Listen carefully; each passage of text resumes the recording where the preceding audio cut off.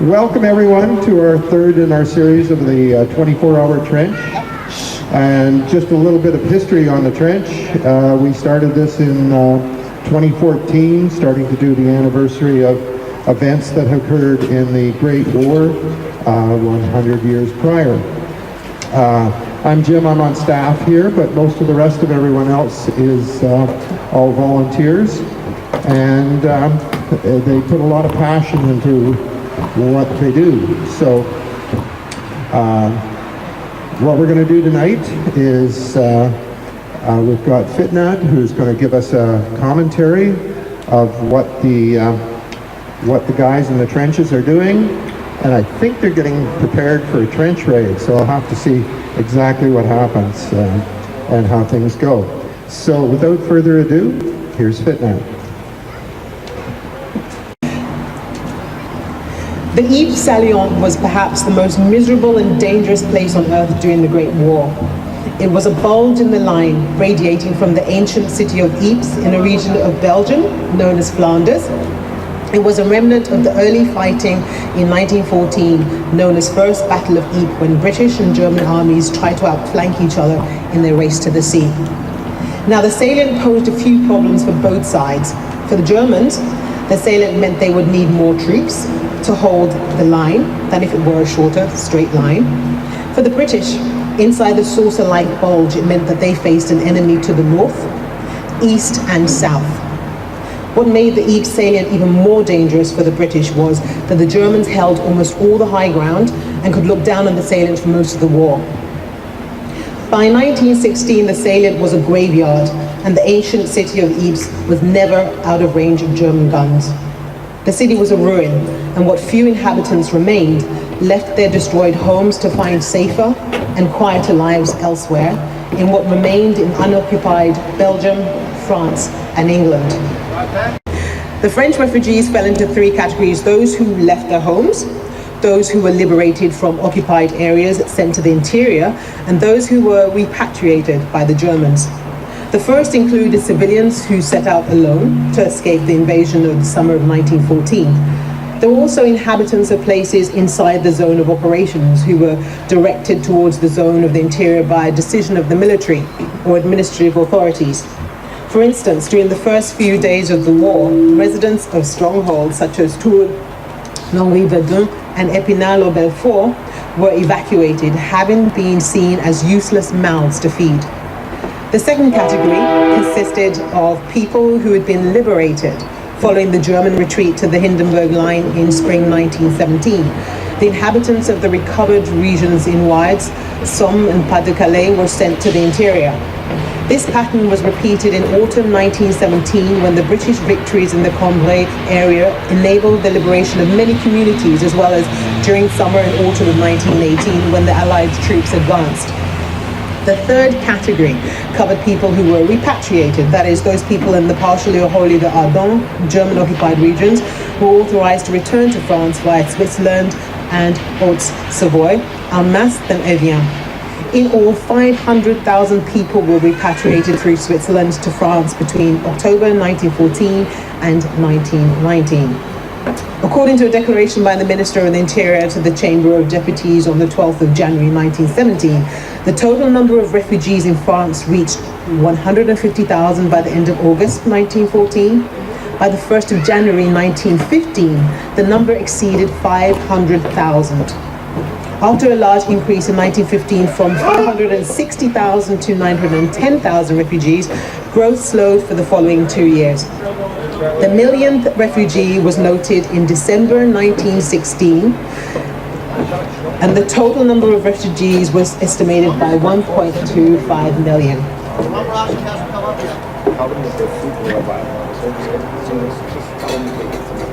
Okay, the soldiers are now going to get their food. So the food's arrived. And we will introduce a new Oh, no? Yeah. As I've been informed, we're going to introduce a new lieutenant now.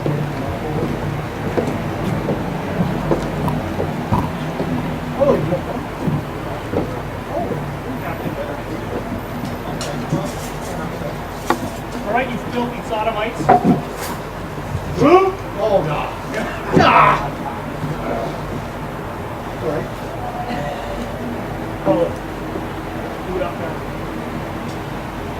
buddy system. When he comes down here, you guys don't embarrass me. He's new, but he deserves our respect.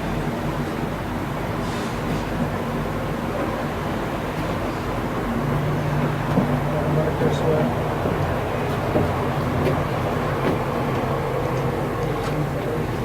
Yeah, I'll be happy with that.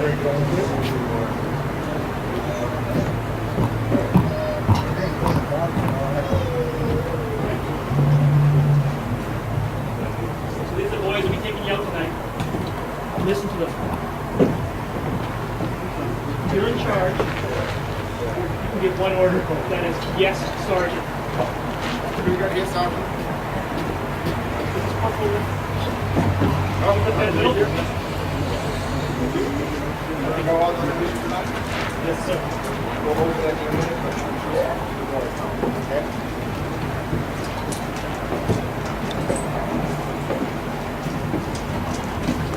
How'd you work, boys?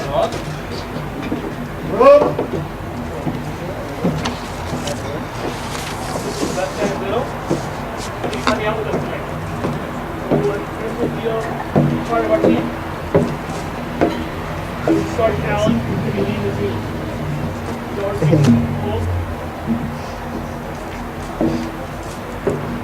Told that tonight, there's one order to give, and that order is, yes, Sergeant. You show him some tools to trade these.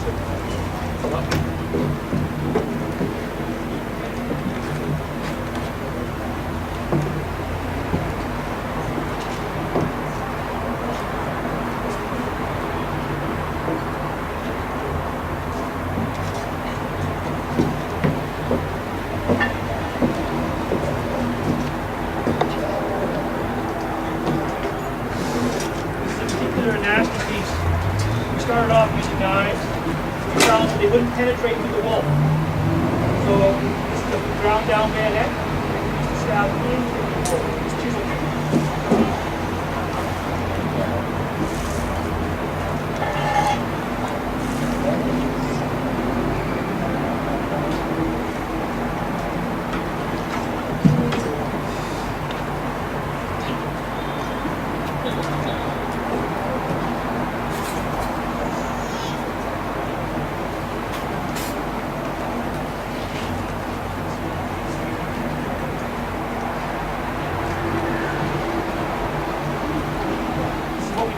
Big team. It's a maze of wire out there, and we need this to get through. So this is your number one tool.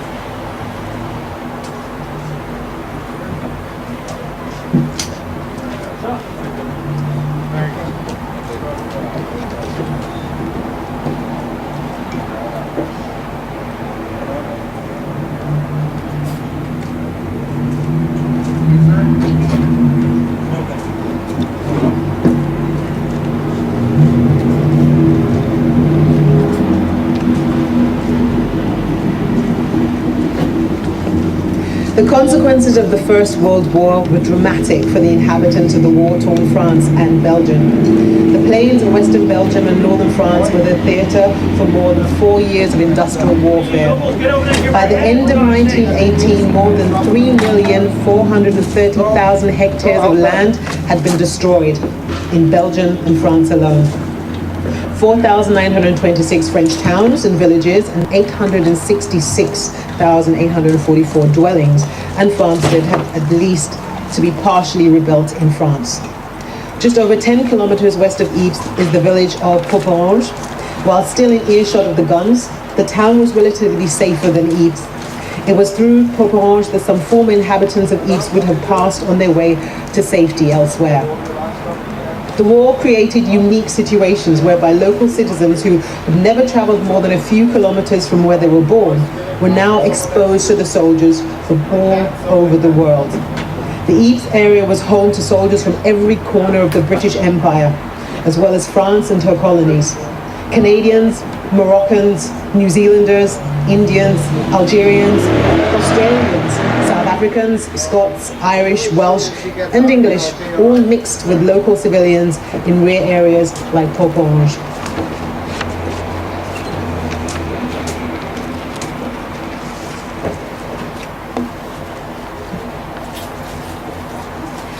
After the initial favorable response to calls from public figures to help refugees in 1914, the end of 1915 and the beginning of 1916 appeared to be a turning point. Refugees came up against a certain hostility from local populations. There were various reasons for this hostility. The distribution of grants paid to refugees was criticized. Refugees who worked were seen as competitors in the labor market. Linguistic differences proved to be a barrier between refugees and their hosts, especially when the concerned group still spoke in patois.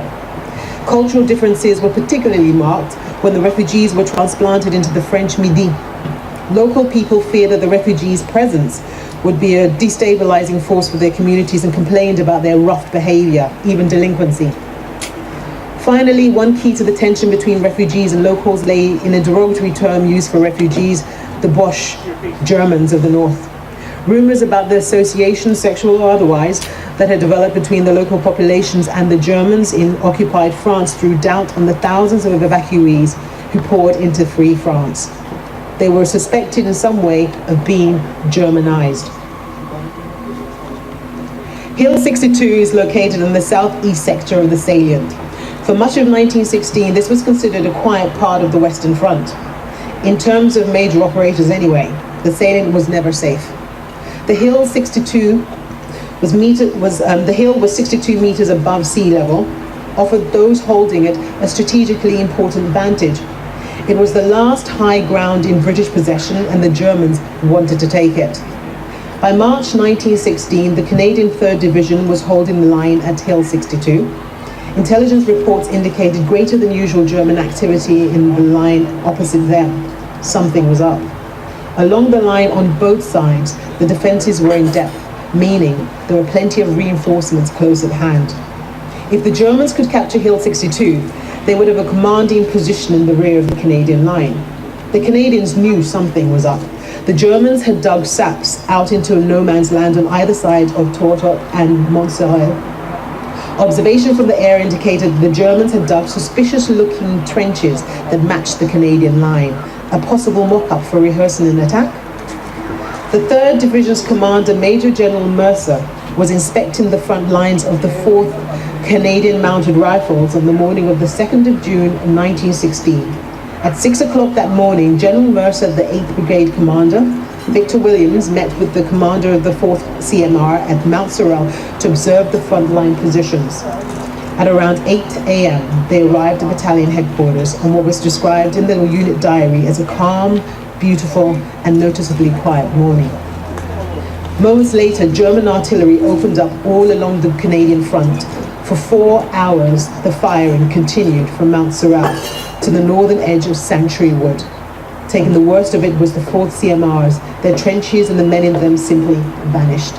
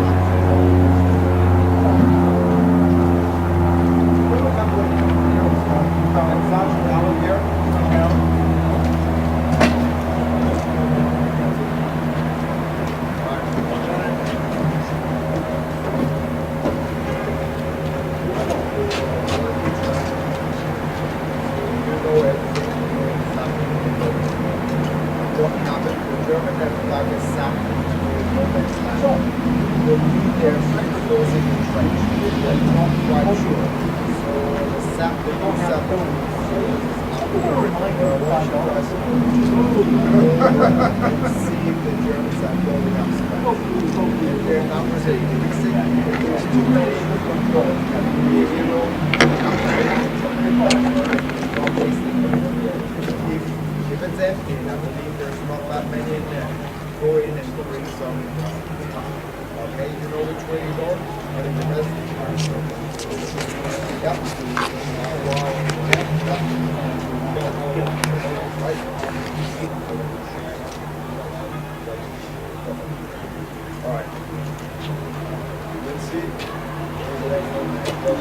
right?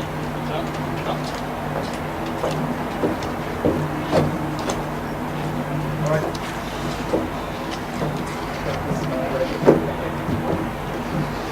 One German witness recorded, the whole enemy position was a cloud of dust and dirt into which timber, tree trunks, weapons and equipment were continuously hurled up and occasionally human bodies. The artillery stopped at about 1 p.m. but the Germans were just getting started. The ground began to quake before erupting from the huge force of underground mine explosions. The Germans had dug under the Canadian positions and detonated 3 mines. Many of those still standing after the shelling were finished by the mine explosions. The Germans then advanced en masse in 4 waves that was once the Canadian front line. Pockets of Canadians tried to hold, but were soon overrun. The Canadian centre had broken, but the flanks north and south held firm. The Germans had torn a 1,200-metre wide gap into the Canadian line from Mount Sorrel to Sanctuary Wood and pushed the Canadian line back about 1,000 yards in some places. A hastily prepared counterattack the next day fell short of retaking their positions, but it did manage to close the gaps in the line and stem the German advance. Over the next few days, the front remains unsettled. On the 6th of June, the Germans exploded 4 more mines under Canadian positions at Bruges. By this time, plans for a more prepared counterattack are underway by the 1st Division, under command of Major General Curry and his 1st Division.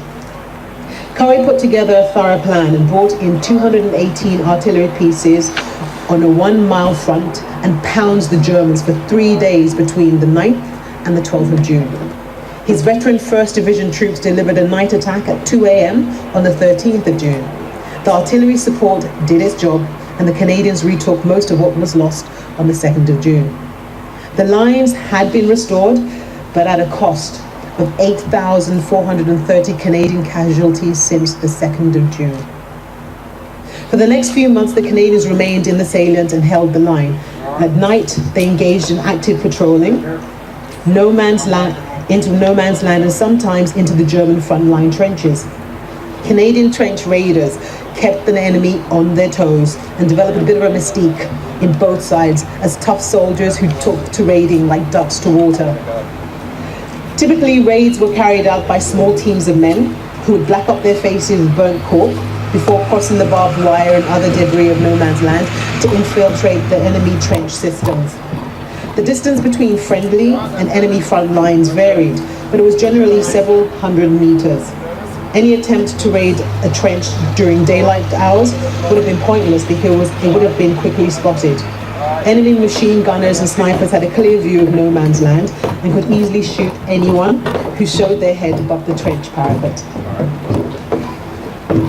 All right, thank you very much. This concludes our first part. So now our trench raiders are walking about 5 to 10 miles to the enemy trench, the German trench, which is on the other side. So what I ask you now, slowly go inside the building, and then eventually we'll be able to see the trench. If you want to follow me.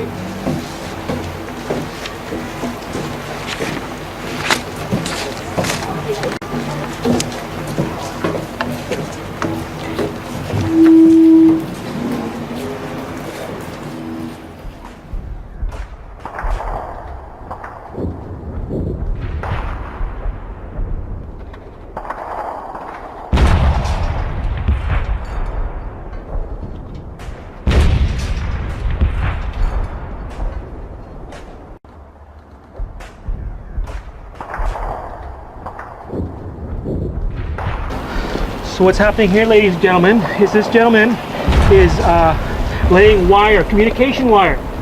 What he's doing is setting up a forward observation post so that when artillery fires, they can correct the fire. It's a very dangerous job. And what people don't know about the trenches was all the activity happened at night. It's a very nocturnal kind of activity. During the day, no one would dare go out, but at nighttime, all kinds of activities would happen. Very, very dangerous. Oftentimes they went by themselves because it made less noise. What would happen was because they had to run the wire over top of the dirt, artillery fire would cut the wires almost every night. So almost every night, someone would have to venture out and risk their life. Oh, woman's here. Back into English.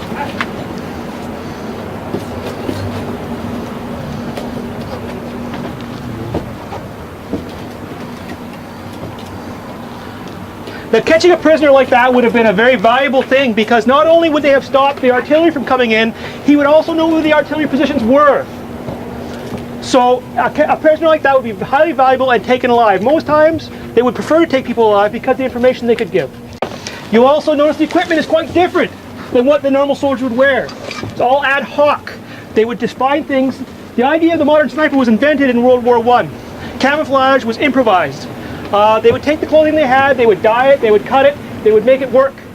Otherwise they would not survive.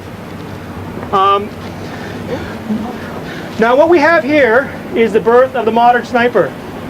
This gentleman is wearing a suit sewn together from sacks, because sandbags were very common on the Western Front. It would break up his body pattern. He would have two jobs. Either he could be moving in at night to snipe people during the day. He would go out in the middle of the night and lie motionless for up to 24 to 48 hours at a time, taking only a canteen, ammunition, and maybe a few pieces of chocolate. Any bodily functions would be committed at that point. So you can imagine the kind of dedication it would take to do that. The other thing that this gentleman could be doing is he could be providing covering fire for the patrol. Patrols did not like to use firearms, because at night firearms were quite loud and they produce a big flash. It would be guaranteed if you fired your rifle that someone would drop a bomb on you shortly thereafter. So he is a soldier of last resort. Now if we look into the German trench, we see that there is now a sentry. He is a modern soldier. He is wearing a helmet that was designed in 1915 as a result of shrapnel wounds to the head. They found that helmets stopped 60% of injuries. Also, he is wearing an armor-plated jacket made of steel. Very cumbersome and not necessarily popular, but for sentries they wore them quite often to protect against shrapnel and also from melee weapons. Falling asleep on guard duty at night was punishable by death, especially in the German army. So it was a very serious kind of undertaking. Also, because of the nocturnal nature, this is when a lot of the gains were made. Oftentimes, at the beginning of the war, they would do what they called trench raids. The factor was they told the troops it was to get information. The real reason it was done was to make troops hate each other. At the beginning of the war, most soldiers did not have a real reason to want to kill each other. And quite often they did not. It was called live and let live. And if they were not prodded, they would not kill each other. To counter this, starting with the Indian Army, they would send over small groups to wreak havoc on the people. So what would happen would be a war of exchanging atrocities. So one side would send over a raiding party, kill a few, their friends would get mad, they would go back and kill a few. By the time 1917 arrived, that mentality was entrenched, and raiding parties were not necessary. Afterwards, after 1917 or so, they were all done for very specific purposes. This particular purpose is that sometimes the battlefield was quite fluid within no man's land. The Canadian Army prided itself on saying that we own no man's land. So they would actively patrol and make sure that the Germans did not encroach on any more territory. The Germans held the high ground, and France. They were quite happy to stay put and guard. Now if we look down, we can see action is happening. Now, we can hear on the other end, there's noise coming from no man's land. The idea being to distract the sentry.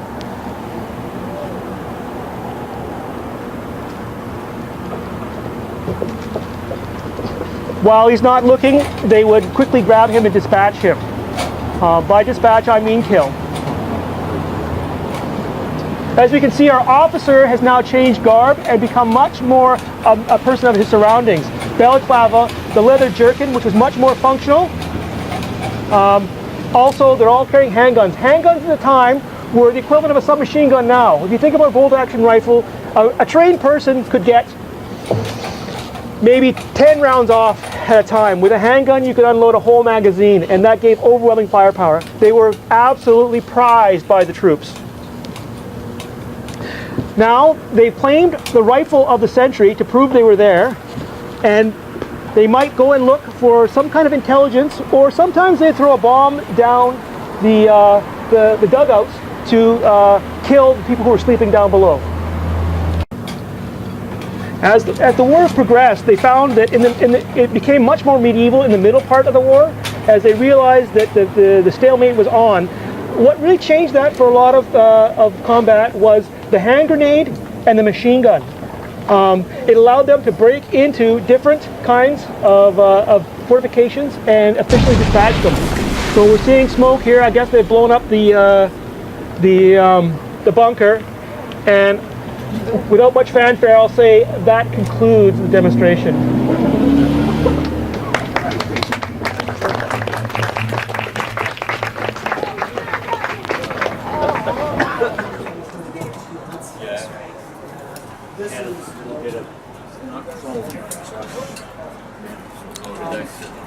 Canada, this is a